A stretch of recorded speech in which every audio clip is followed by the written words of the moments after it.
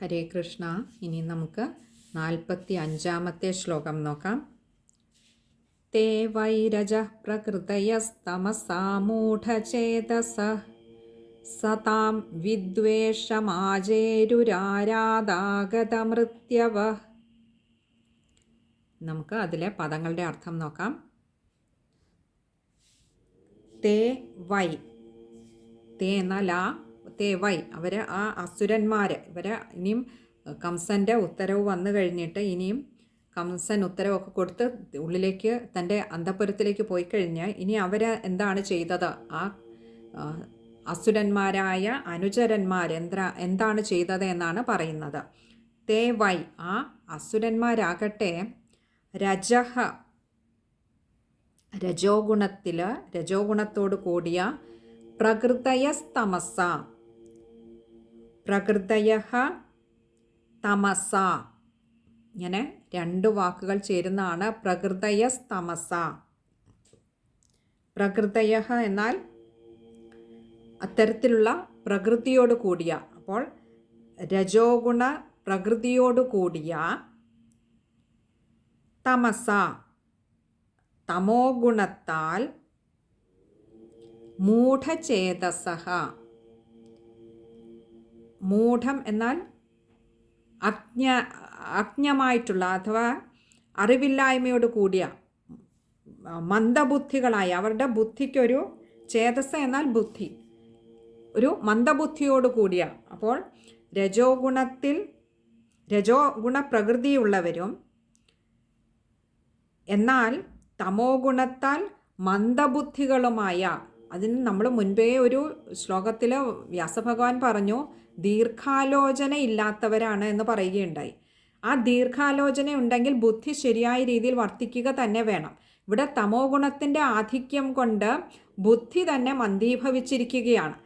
അതുകൊണ്ട് സ്വതവേ രജോഗുണ പ്രകൃതികളാണെങ്കിലും ഇവിടെ ഇപ്പോൾ തമോ ഗുണത്തിൻ്റെ ആധിക്യത്താൽ മന്ദബുദ്ധികളായിരിക്കുന്ന, ബുദ്ധി മന്ദീഭവിച്ചിരിക്കുന്ന സതാം, ആ അസുരന്മാരാകട്ടെ ഇവിടെ സതാം എന്നാൽ സജ്ജനങ്ങളുടെ വിദ്വേഷമാചേരുരാരാധാഗതമൃത്യവഃ, കുറച്ച് നീളമുള്ള ഒരു സമസ്ത പദമാണ്.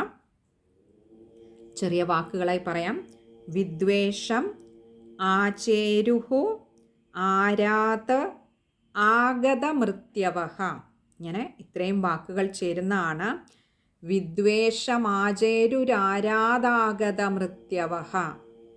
അത് ചെറിയ വാക്കുകളായി എഴുതി വെച്ച് ചേർത്ത് വായിച്ച് പരിശീലിച്ചെങ്കിലേ അത് നമുക്ക് വായിക്കാൻ കഴിയുകയുള്ളൂ. രണ്ട് വാക്കുകൾ വെച്ച് ചേർത്ത് വായിച്ച് പഠിക്കുക.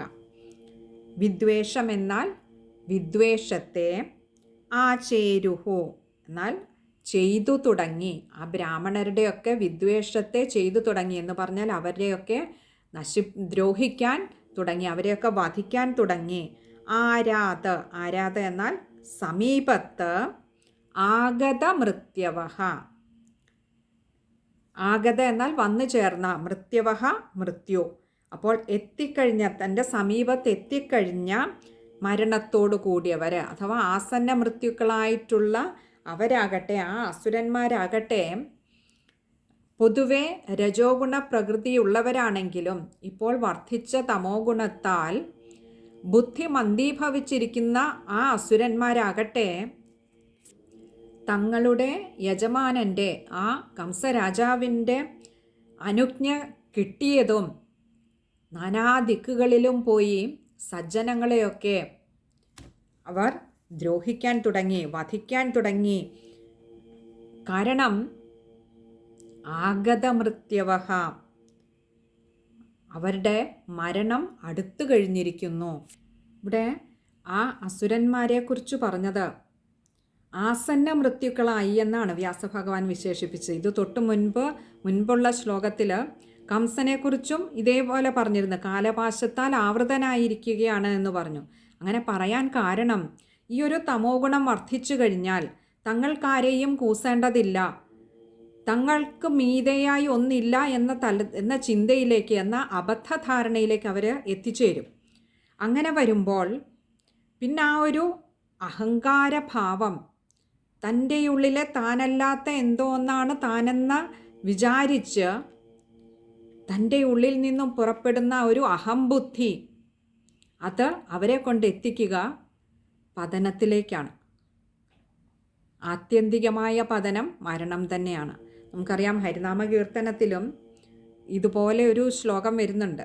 ധല്ലിന്നുമീതെ പരമില്ലെന്നും ഓർത്തുമുടൻ എല്ലാവരോടും കുതറിവാപേശിയും സപതി തള്ളിപ്പുറപ്പെടും അഹംബുദ്ധി കൊണ്ടുബത കൊല്ലുന്നു നീ ചിലരെ നാരായണായ നമ എന്ന് പറയുന്ന, അവിടെയും പറയുന്നത് അത് തന്നെയല്ലേ, ഈ പ്രപഞ്ചത്തിന് കാരണമായ ഒരു ഈശ്വരൻ, അങ്ങനെ ഒരു ഈശ്വരനെ പോലും മാനിക്കാൻ കഴിയാതെ, അതിനെ അംഗീകരിക്കാൻ കഴിയാതെ, ആ ഈശ്വരൻ്റെ മുമ്പിൽ പോലും കീഴടങ്ങാൻ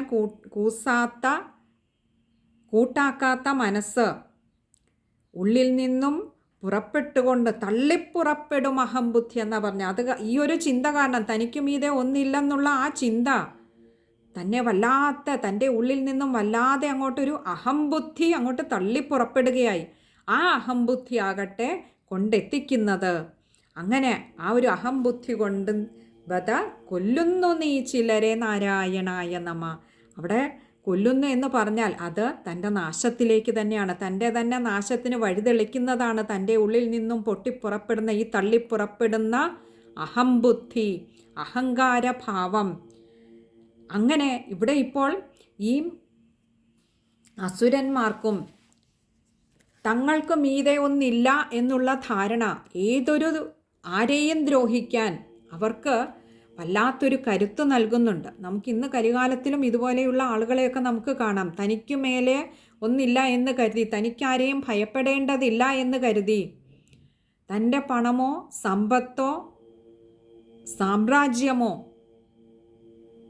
തൻ്റെ സ്ഥാനമാനങ്ങളോ ഒക്കെ മറ്റുള്ളവരെ അല്ലെങ്കിൽ സജ്ജനങ്ങളെ ദ്രോഹിക്കാനുള്ള, തന്നേക്കാൾ ക്ഷീണിതരായിട്ടുള്ളവരെ ദ്രോഹിക്കാനുള്ള ഒരു അവസരമായി കണക്കാക്കിക്കൊണ്ട് അവരെ പരമാവധി ദ്രോഹിച്ച് അവരുടെ വേദനയിൽ, അവരുടെ സങ്കടത്തിൽ ആനന്ദം കണ്ടെത്തുന്ന അഹംബുദ്ധികളായ ആസുരിക ചിത്തികൾ ഇന്നും നമുക്ക് കാണാൻ കഴിയുന്ന ഒരു കാഴ്ചയാണ്. അത് ദ്വാപരയുഗത്തിലേ തുടങ്ങിയിരിക്കുന്നു. അപ്പോൾ അങ്ങനെയുള്ളവരുടെ ഉള്ളിലെ അഹംബുദ്ധി അവരെ കൊണ്ട് എത്തിക്കുന്നത് ആത്യന്തികമായി ഈ ഒരു പതനത്തിൽ തന്നെയാണ്, നാശത്തിൽ തന്നെയാണ്. ഇവിടെ അതാണ് പറഞ്ഞത്, മൃത്യു ആഗതമായിരിക്കുന്നു അവർക്ക്. അങ്ങനെയുള്ള ആ കംസന്റെ അനുചരന്മാരായ അസുരന്മാർ 4 ദിക്കിലും നടന്ന് സജ്ജനങ്ങളെ ദ്രോഹിക്കാൻ ആരംഭിച്ചിരിക്കുന്നു. അവരുടെ വിദ്വേഷത്തെ ആചരിച്ചു എന്ന് പറഞ്ഞാൽ അവരെയൊക്കെ ഹിംസിക്കാൻ തുടങ്ങിയിരിക്കുന്നു ഇവിടെ കംസന്റെ അനുചരന്മാർ. ഇനി നമുക്ക് ആ ശ്ലോകം ഒന്നുകൂടി ഒന്ന് നോക്കാം. തേ വൈരജ പ്രകൃതയസ്തമസാമൂഢചേതസ സതാം വിദ്വേഷമാചേരുരാരാധാഗതമൃത്യവഃ. ഇനിയും ഈ ശ്ലോകം വായിക്കുമ്പോൾ ശ്രദ്ധിക്കേണ്ട കാര്യങ്ങൾ, പ്രകൃതയസ്തമസ അത് ചേർത്ത് തന്നെ വായിക്കാൻ ശ്രമിക്കുക. അടുത്തത് അതുപോലെ ആദ്യത്തെ വരിയിൽ രജ മൂഢചേതസ, അവിടെ 2 വിസർഗമുണ്ട്, 2 പകുതി ഹകാരം ചേർത്ത് പറയാൻ ശ്രമിക്കുക. പിന്നെ അടുത്തത് 2ാമത്തെ വരിയിൽ വരുമ്പോൾ തുടക്കക്കാർക്ക് നല്ല ബുദ്ധിമുട്ടാവുമെന്നറിയാം, എന്നിരുന്നാലും നമുക്കത് പഠിച്ചേ മതിയാവൂ. നമ്മളത് പഠിക്കാനായി ഇറങ്ങിയവരാണ്. അവിടെ പഠിക്കണമെന്ന് തോന്നുന്നത് പോലും ഭഗവാന്റെ കാരുണ്യമുണ്ടെങ്കിലേ ഈ ഒരു ഗ്രന്ഥം പഠിക്കണമെന്ന് നമുക്ക് തോന്നുകയുള്ളൂ. അപ്പോൾ പഠിക്കാനിറങ്ങിയ സ്ഥിതിക്ക് ഒരല്പം കഷ്ടപ്പെട്ടിട്ടാണെങ്കിലും അത് വായിച്ച് പരിശീലിച്ച് പഠിച്ചെടുക്കുക തന്നെ ചെയ്യുക. 2ാമത്തെ വരിയിൽ വിദ്വേഷമാചേരുരാരാധാഗത മൃത്യവഃ അത് ചേർത്തെടുക്കുക. അവസാനത്തെ വിസർഗവും കഴിയുന്നതും അത് പകുതി ഹകാരത്തിൽ വായിക്കുക. ഇവിടെയും വിദ്വേഷമാചേരു, അവിടെ മായ്ക്ക് അകാരം കൊടുക്കുക, ആചേരു ആണ്. അടുത്തത് ആചേരുരാരാത്, അവിടെ അടുത്ത രായ്ക്ക് അകാരം നീട്ടിയെടുക്കുക. അതിൻ്റെ അടുത്തതും ആരാധാഗത മൃത്യവഃ ആണ്, അതുകൊണ്ട് ദായ്ക്ക് അകാരം നീട്ടിയെടുക്കുക. ഇത്രയും കാര്യങ്ങളാണ് ഈ ഒരു ശ്ലോകത്തിൽ ശ്രദ്ധിക്കാനായിട്ടുള്ളത്. ഹരേ കൃഷ്ണ.